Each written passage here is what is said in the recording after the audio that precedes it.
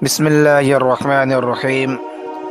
ناظرین، آج کے ویڈیو میں ہم ذکر کرنے والے ہیں حضرت داؤد علیہ السلام اور طالوت کا واقعہ۔ جب طالوت بنی اسرائیل کے بادشاہ بن گئے تو انہوں نے بنی اسرائیل کو جہاد کے لیے تیار کیا اور ایک کافر بادشاہ جالوت سے جنگ کرنے کے لیے اپنی فوج لے کر میدان جنگ میں نکلے۔ جب دونوں لشکر میدان جنگ میں آمنے سامنے ہوئے تو جالوت نے بنی اسرائیل سے مقابلہ کرنے والا طلب کیا، چونکہ جالوت بڑا جابر، قوی، شیروز، عظیم الجثہ اور قد آور تھا۔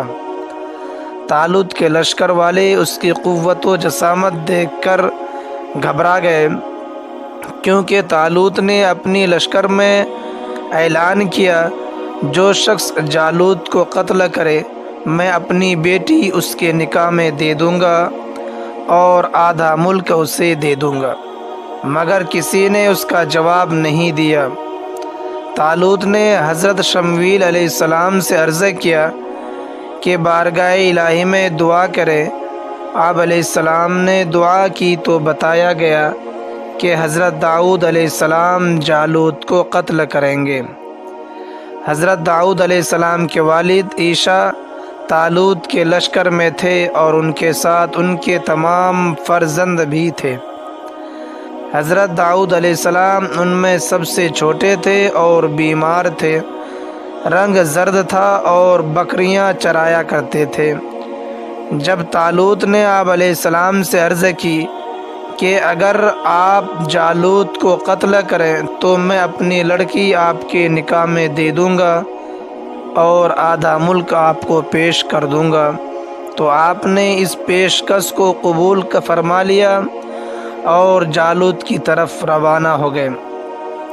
لڑائی کی صفیں بند گئیں اور حضرت داؤد علیہ السلام اپنے دستے مبارک میں گلیل یعنی پتھر پھینکنے والے رسی لے کر جالوت کے سامنے آ گئے۔ جالوت کے دل میں آپ کو دیکھ کر دہشت پیدا ہوئی، مگر اس نے باتیں بہت متکبرانہ کی اور آپ کو اپنی قوت سے مرعوب کرنا چاہا۔ آپ نے اپنی اس رسی میں پتھر رکھ کر مارا اور وہ اس کی پیشانی توڑ کر پیچھے سے نکل گیا اور جالوت مر گیا۔ حضرت داؤد علیہ السلام نے اسے لا کر طالوت کے سامنے ڈال دیا۔ تمام بنی اسرائیل بڑے خوش ہوئے اور طالوت نے حضرت داؤد علیہ السلام کو حسب وعدہ نصف ملک دیا اور اپنی بیٹی کا آپ کے ساتھ نکاح کر دیا۔ ایک مدت کے بعد طالوت نے وفات پائی تو حضرت داؤد علیہ السلام پوری سلطنت کے بادشاہ بن گئے۔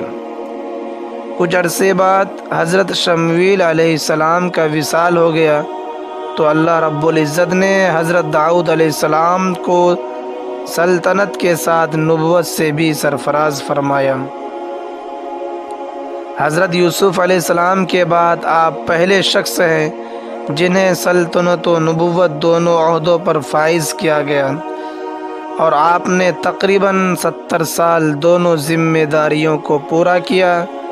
پھر آپ کے بعد آپ کے فرزند حضرت سلیمان علیہ السلام کو بھی اللہ رب العزت نے سلطنت اور نبوت دونوں مرتبوں سے سرفراز فرمایا۔ جب آپ علیہ السلام بنی اسرائیل کے بادشاہ بنے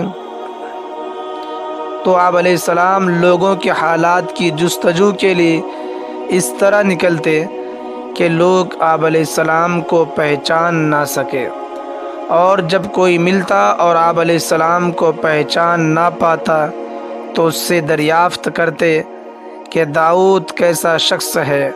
وہ شخص اس کی تعریف کرتا۔ اس طرح جن سے بھی اپنے بارے میں پوچھتے تو سب لوگ آپ کی تعریف کرتے۔ اللہ رب العزت نے انسانی شکل میں ایک فرشتہ بھیجا۔ حضرت داؤد علیہ السلام نے اس سے بھی حسب عادت یہی سوال کیا تو فرشتے نے کہا، داؤد ہیں تو بہت ہی اچھے آدمی، کاش ان میں ایک خصلت نہ ہوتی۔ اس پر آپ علیہ السلام متوجہ ہوئے اور اس سے فرمایا، اے خدا کے بندے وہ کون سی خصلت ہے؟ اس نے کہا وہ اپنا اور اپنے اہل و عیال کا خرچ بیت المال سے لیتے ہیں۔ یہ سن کر آپ علیہ السلام کے خیال میں آیا کہ اگر آپ علیہ السلام بیت المال سے وظیفہ نہ لیتے تو زیادہ بہتر ہوتا۔ اس لیے آپ علیہ السلام نے بارگاہ الہی میں دعا کی کہ ان کے لیے کوئی ایسا سبب بنا دیا جائے جس سے آپ علیہ السلام اپنے اہل و عیال کا گزر کر سکے، اور بیت المال یعنی شاہی خزانے سے آپ علیہ السلام کو بے نیازی ہو جائے۔ یہ دعا قبول ہوئی اور اللہ رب العزت نے آپ علیہ السلام کے لیے لوہا نرم کر دیا اور آپ علیہ السلام کو زرہ سازی کی صنعت کا علم دیا۔ سب سے پہلے زرہ بنانے والے آپ علیہ السلام ہی ہیں۔ آپ علیہ السلام روزانہ ایک زرہ بناتے تھے اور وہ 4000 درہم میں بکتی تھی۔ اس میں سے